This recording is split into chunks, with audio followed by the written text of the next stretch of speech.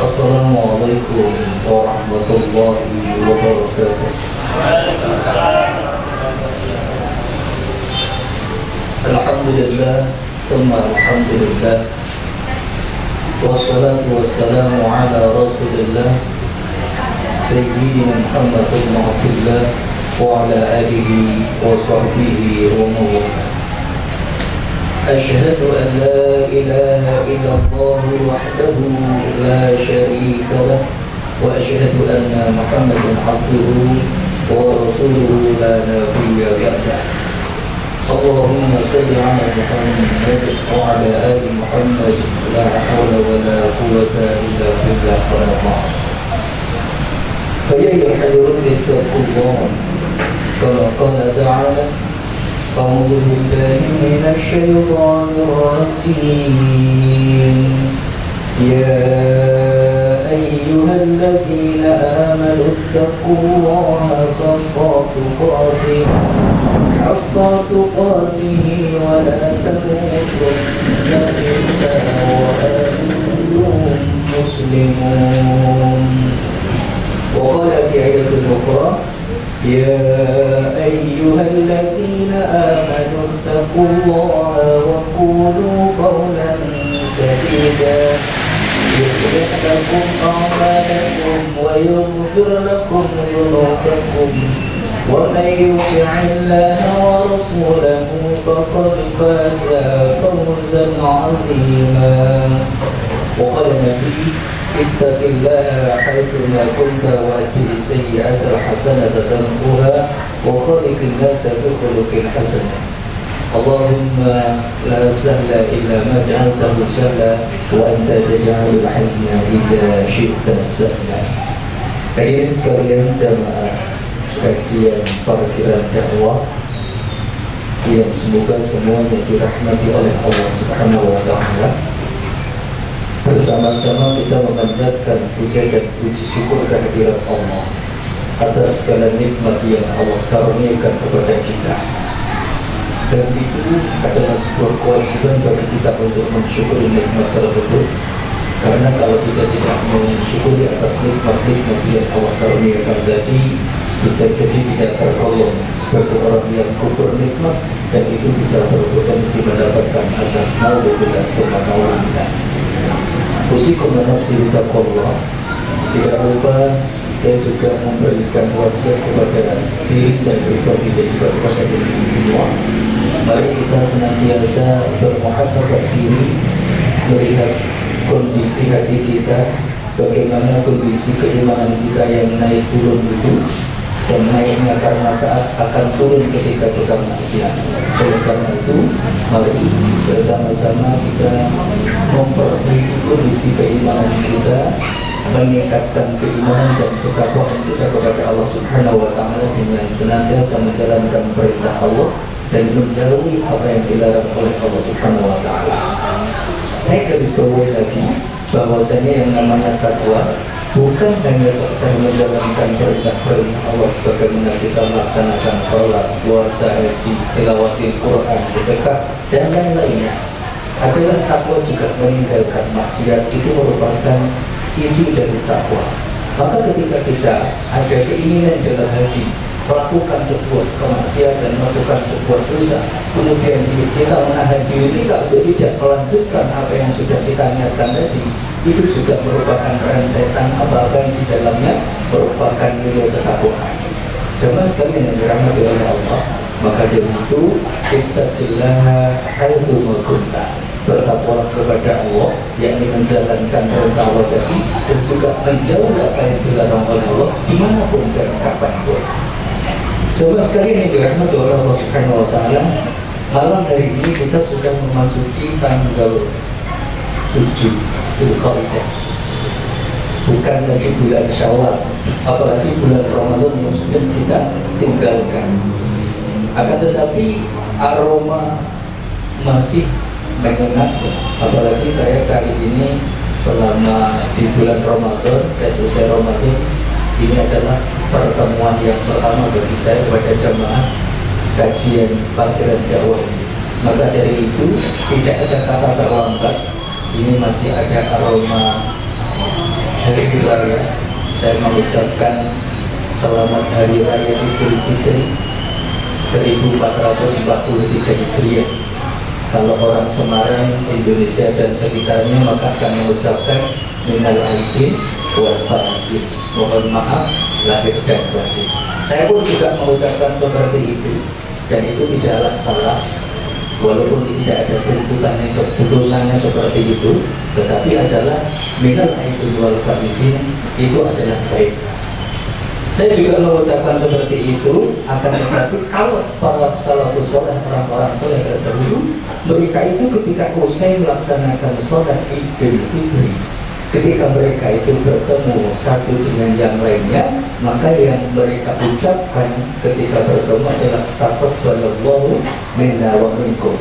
Alhamdulillah, juga ini sudah menjadi sebuah kebiasaan bagi kita, karena kita memang mencontoh mereka para salafus saleh, sehingga saya pun juga mengucapkan pula kalimat-kalimat tersebut, yakni sebuah kalimat doa, taqabbalallahu minna wa minkum. Semoga Allah menerima amalan ibadahku dan ibadah jenengan selama di bulan Ramadan. Kalau para salafus saleh itu sebelum Ramadan, 6 bulan sebelum Ramadan, mereka itu berdoa agar dipertemukan.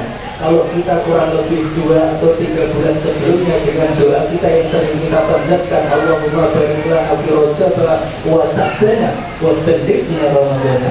Ketika kita memasuki bulan Rajab, kita biasanya berdoa seperti itu. Ya Allah, berkahilah bulan Rajab. Ya Allah, berkahilah bulan Sya'ban.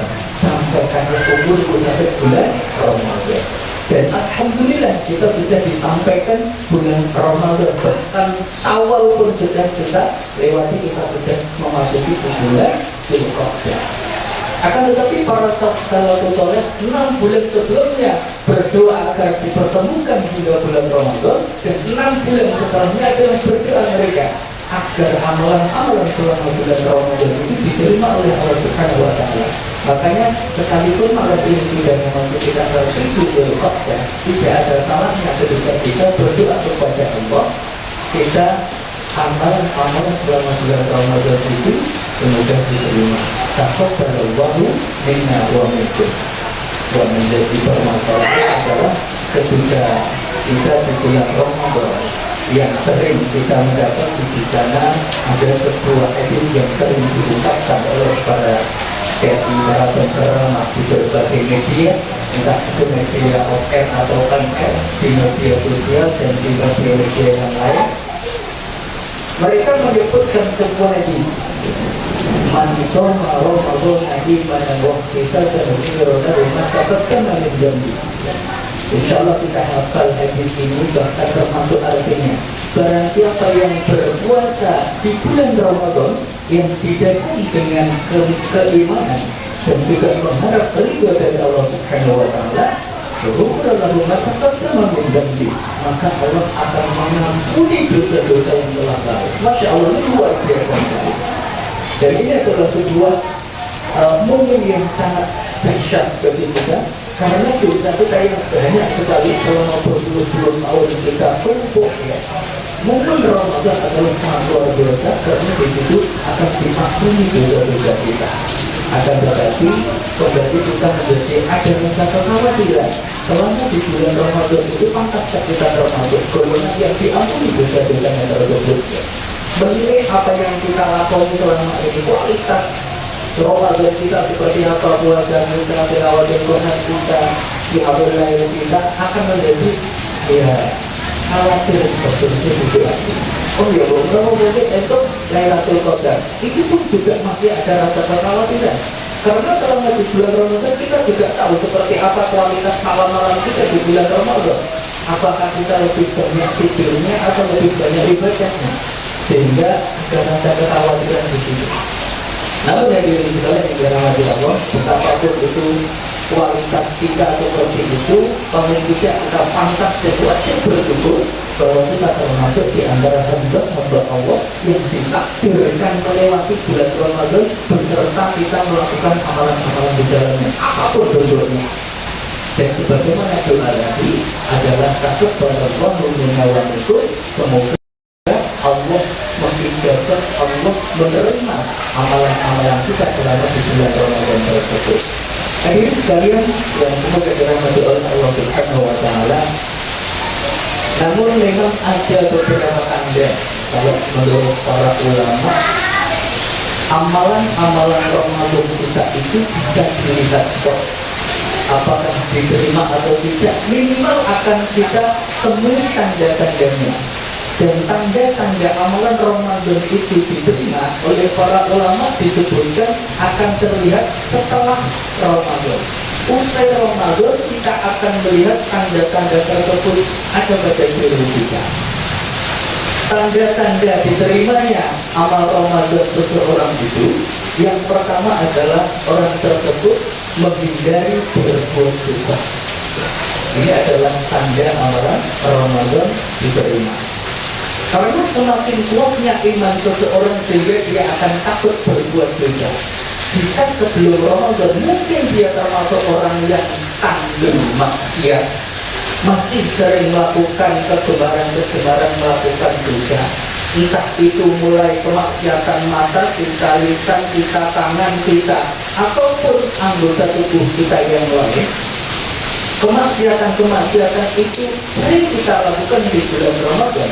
Maka ketika usai Ramadan, orang tersebut ketika diterima amalan Ramadannya, dia akan menjadi di antara orang-orang yang menghindari berbuat dosa, menghindari berbuat maksiat di dunia nyata maupun di dunia maya. Karena saat ini kita tidak bisa mengelakkan, kita saat ini berada di dua dunia ini. Hidup kita di dua dunia ini, sama-sama di dua dunia ini pun Allah juga melihat apa yang kita lakukan. Sekalipun mungkin handphone kita itu di password sampai double, mungkin dengan menggunakan sidik jari, bukan sidik jari tangan tadi, pakai sidik jari kelingking kaki, bongkong raiso melihat apa yang ada di dalam handphone kita.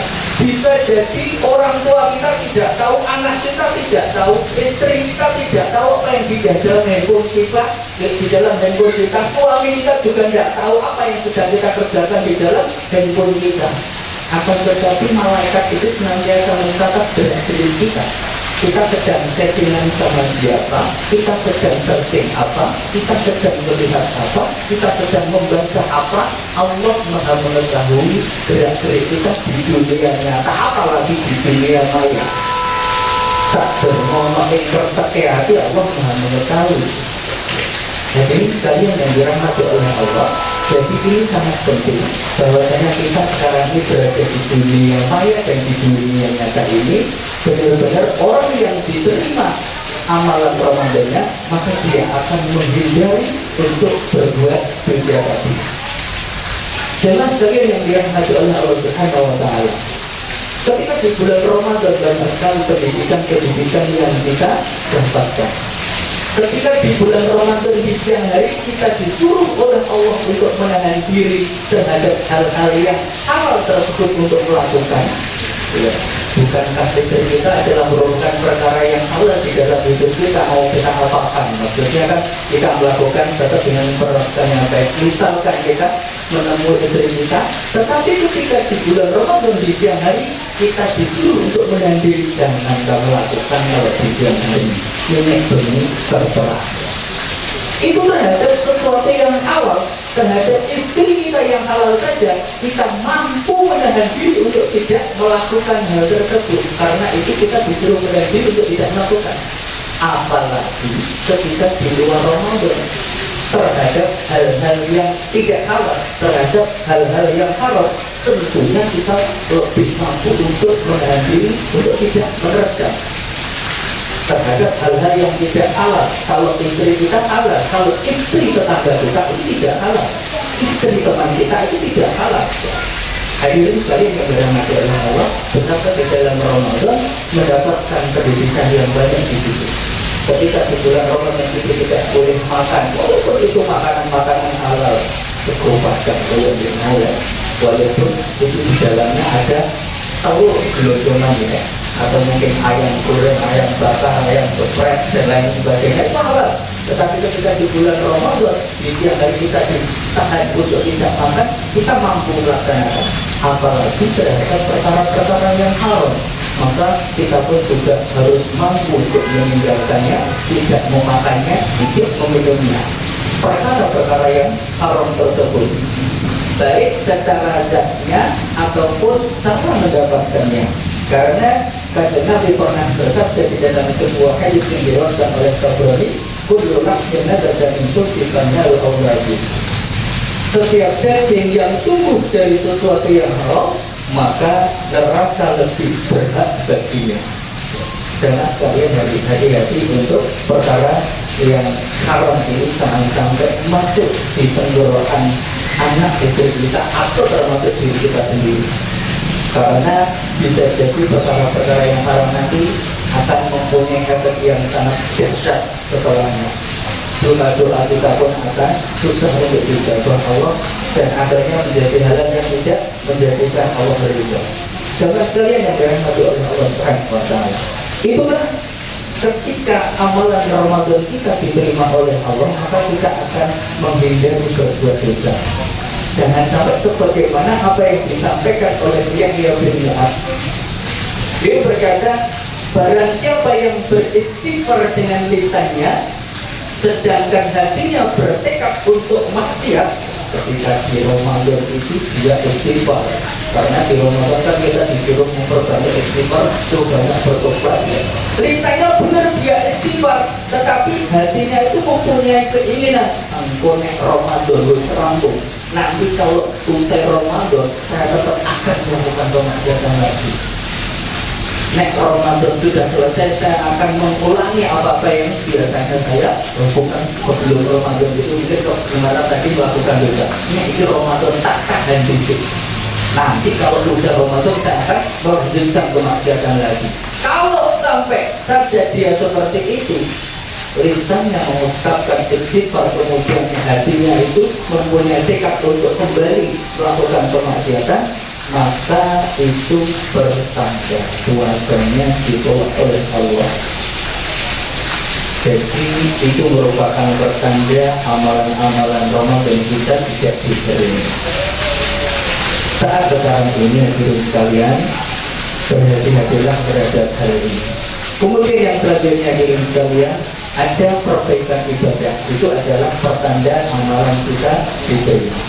Adanya perubahan ataupun perbaikan ibadah dalam diri seseorang ini kadang juga bisa dilihat oleh orang lain selain dirinya sendiri merasakan. Mungkin sebelum Ramadan dia termasuk orang yang jarang mengingat masjid, tetapi ketika pas Ramadan dia isin ke motor anaknya masjid, masjid, akhirnya dia pun ikut ke masjid, sholat tarawih bareng, ikut lalu ngaji bareng, dia tidak apa-apa selama bulan Ramadan. Tetapi ketika ternyata awalnya ada perasaan terpaksa, kemudian setelah dirasakan dia merasakan kenikmatan, sehingga ternyata amalan selama di bulan Ramadan itu diterima oleh Allah Subhanahu wa Ta'ala. Setelah dia ikut di masjid, dapatkan kajian-kajian, dapatkan ilmu, akhirnya dia pun diterima amalan Ramadannya, maka ada perubahan yang signifikan ketika isya Ramadan. Dia tidak lagi absen dari masjid, dia tetap meneruskan kebiasaannya pergi ke masjid ataupun melakukan kebaikan-kebaikan yang lain. Jangan sekalian yang dirahmati oleh Allah, itu pertanda amalan Ramadan seseorang diterima yang kedua. Dan yang ketiga adalah melanjutkan puasa. Seseorang itu ketika Ramadannya diterima, maka dia akan melanjutkan puasanya, bukan melaksanakan puasa Ramadan yang wajib itu, ya, kecuali bagi ibu-ibu yang masih mempunyai hutang, ya maka dia akan melanjutkan puasanya Ramadan dalam rangka ngurutang, ya.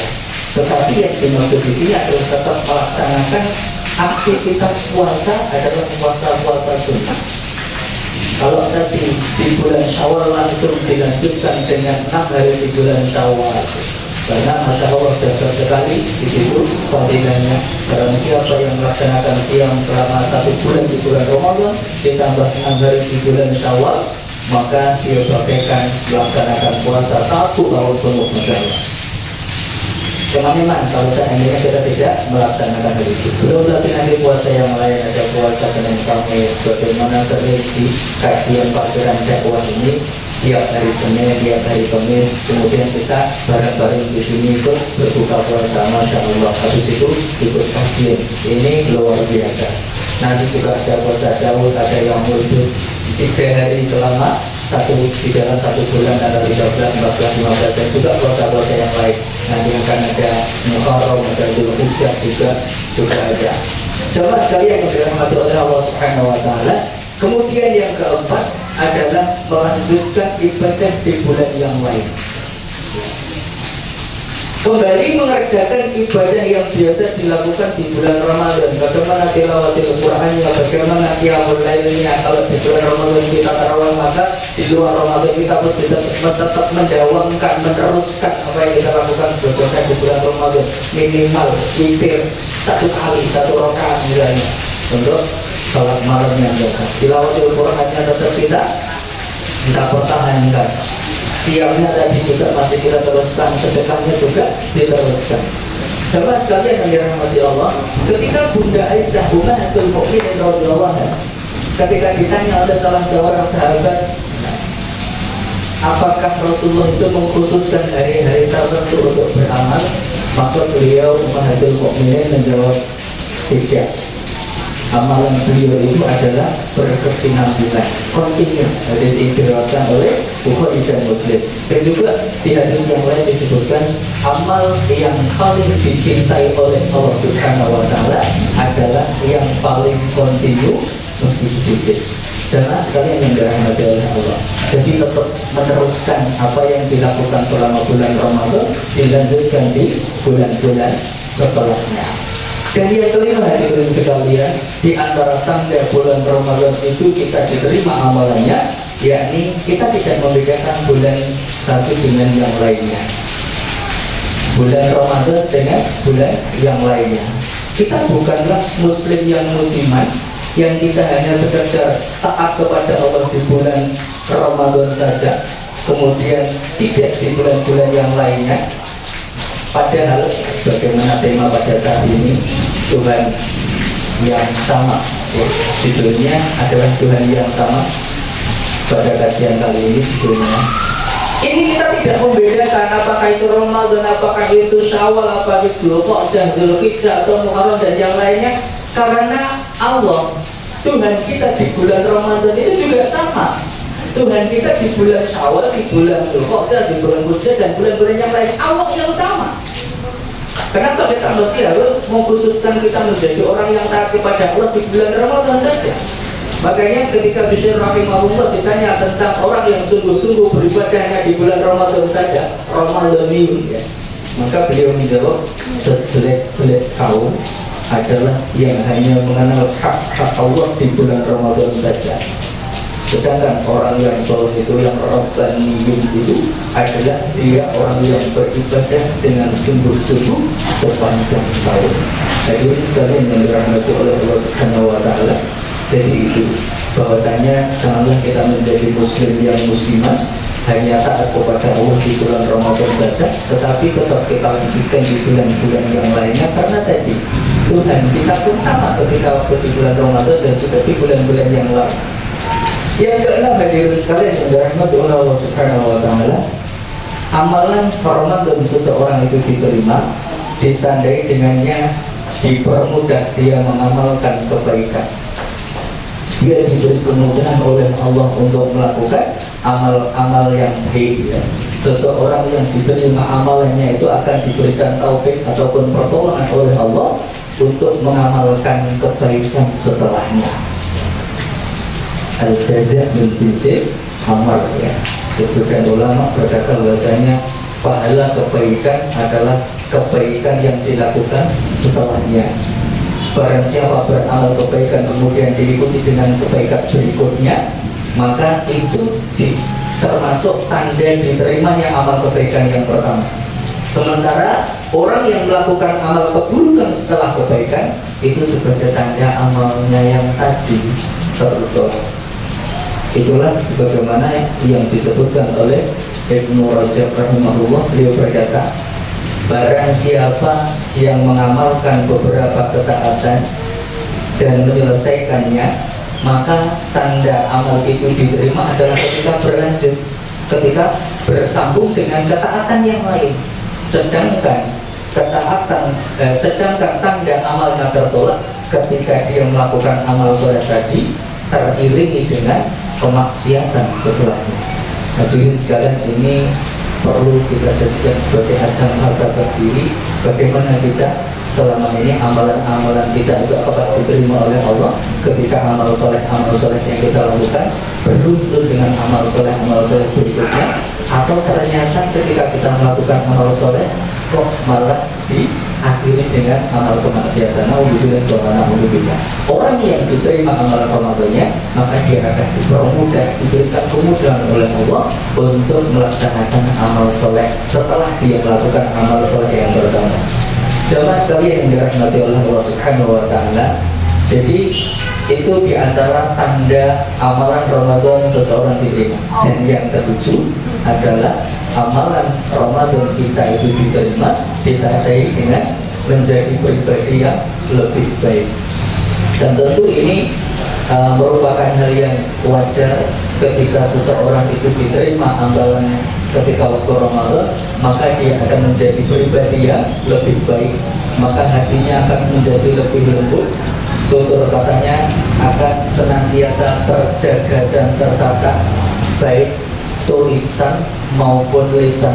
Sebagaimana tadi saya katakan bahwasanya kita hidup di dua dunia tadi, dunia nyata dan di dunia maya.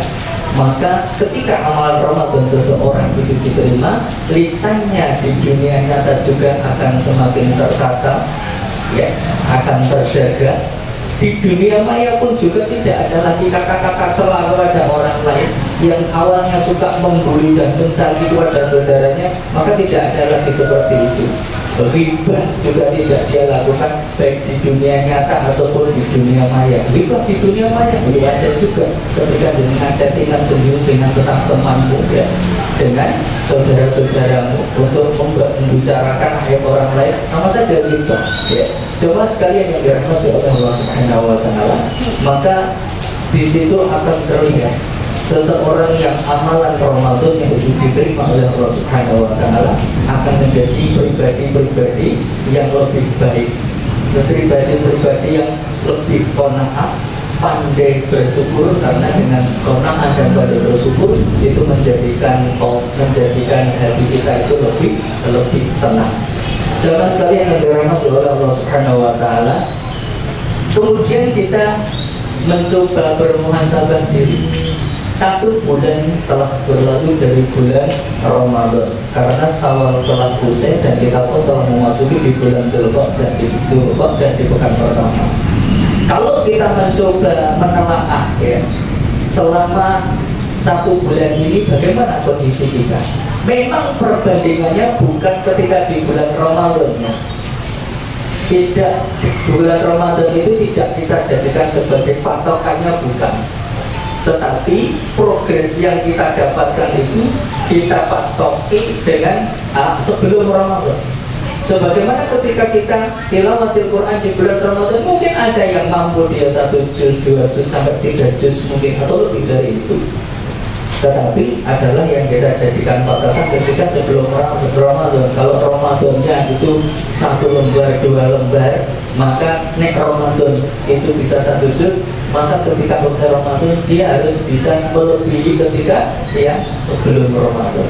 Kalau mau melebihi ketika di bulan Ramadannya juga ayatnya berat, ya. Karena yang memang di situ Masya Allah diberikan kemudahan betul ketika di bulan Ramadan kita bisa 1 juz lebih, bisa 2 juz, bisa 3 juz, mungkin bisa jadi.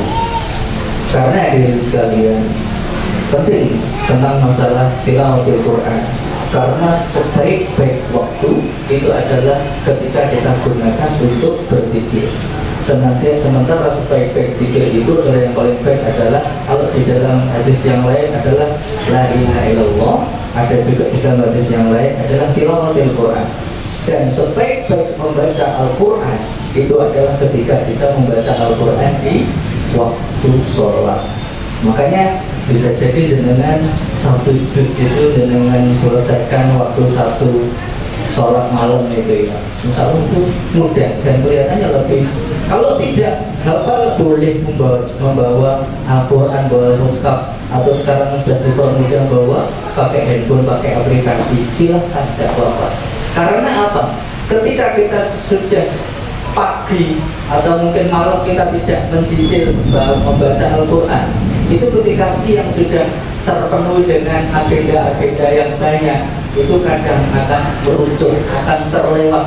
Apalagi kalau tipenya kita membaca Al-Quran itu mencari waktu luang, yang seharusnya luangkanlah waktu untuk membaca Al-Quran, jangan mencari waktu luang untuk membaca Al-Quran, tapi benar-benar luangkanlah waktu untuk membaca Al-Quran. Makanya ketika sholat malam dengan bisa rutin bisa baca satu juz gitu, nggak lama itu. Kalau mungkin pelan-pelan 1 jam atau kadang setengah jam sampai 3/4 jam bisa rampung ketika sholat malam. Jemaah sekalian yang dirahmati oleh Allah, ini yang bisa saya sampaikan sebagaimana tadi di awal doa kita bersama, taqabbalallahu minna wa minkum. Semoga Allah menerima amal ibadah kita selama di bulan Ramadan. Amin Allahumma amin. Saya cukupkan. Saya mohon maaf kalau ada kata-kata yang kurang berkenan yang tidak dengan semua, dan juga kalau ada kesalahan saya mohon ampun kepada Allah. Bila itu Assalamualaikum warahmatullahi wabarakatuh.